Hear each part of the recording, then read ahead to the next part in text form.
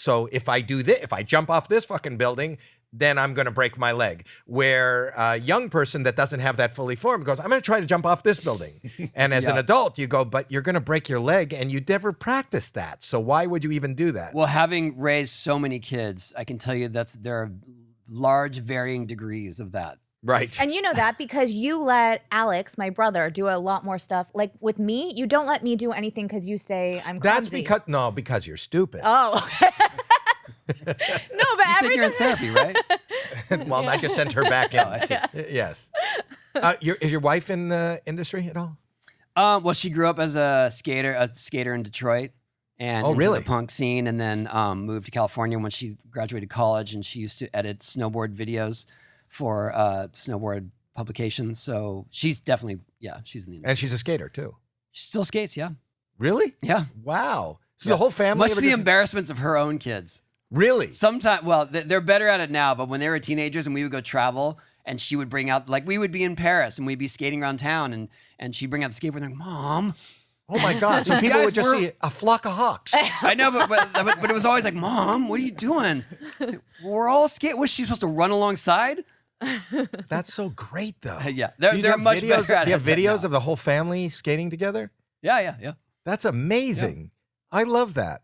And if there's only the 29-year-old is the only one that's really competing? He's pro, yeah. The other ones are good skaters in their own right, but they didn't really they didn't choose to make career. They went to college and they're all pursuing other. What is your 29-year-old's name? Riley.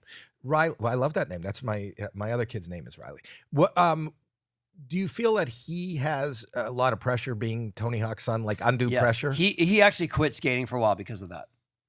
And how do you cope with that? Well, in his early teens, he was shying away from it, and he started doing motocross. And between his mom and I, we didn't really have the resources for him to be doing motocross seriously, to get him to the track and get all the gear, because that's a full-time lifestyle. When you say resources, you meant time. You have the money. Sure. Yes, we have the money. Well, yes, we had the money. Yes. I was say there was a time when I didn't have the money, but he was much younger and he wasn't riding on motorcycle. So yes. But this is a lucrative business. You're in a very no, absolutely. I'm not saying that at all. I'm just saying that the resource was the time. Like, you know, when moto kids, that's what their families do. They're living, like they're driving them out to all the races and the tracks and stuff like that. And he was enjoying it, but it was just hard. And he started talking about being sponsored, getting a career doing it. And I had to have a heart to heart with him and say, you know, Riley, I appreciate that you want to do this. And I think that you're pretty good at it, but you're all already very good at skateboarding, especially for your age. And I feel like if you wanted to focus on one thing, you have a better chance of making a career doing this. And I know, yes, I'm your dad, and I know that, but I feel like you already have created your own style. You do it in a totally different discipline. He's a street skater. I'm a ramp skater. I'm a vert skater. And so I just said, if you want to pursue that, I'll stay out of your way, but I think you have a better shot at making a career of it. And I think he heard me. Yeah, I would imagine in any, you know, I'm in show business. There's always, your ego is always being kicked, and he has an added.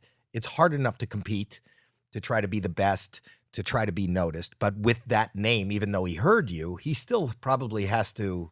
He does, yeah. But I think that the other side of that is that skateboarding is so diverse in the ways that you can make a living at it. So what is the difference between a skateboarder or vert or what? So I grew up skating pools, right? Right. Then pools sort of evolved into ramps, half pipes. Right. And that was always my chosen style. Through the early 90s, street skating became more of a... When you jump on the rails and stuff? Jump on the rails because it was more out of desperation because there were no skate parks. So kids just took to the streets and they figured out how to make the street their skate park. So that happened all through the 90s. That was his era of growing up skating, and that's hard for me to watch. You know, I'm walking around Santa Monica a lot, and I'll see these kids just at Venice. They just jump on these banisters, and they're taking falls, like horrible falls. So when all the skate parks closed and street skating I was doing it quite regularly.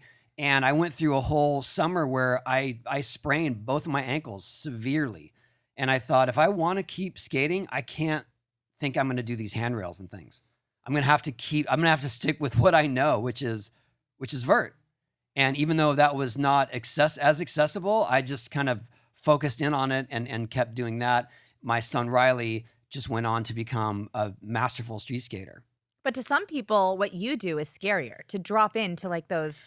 Yeah, there's some irony there, because when you're riding a big radius like that, what we call a transition, all of that area you can just slide down when you fall, right? When you're jumping down a set of stairs, you can still slide down.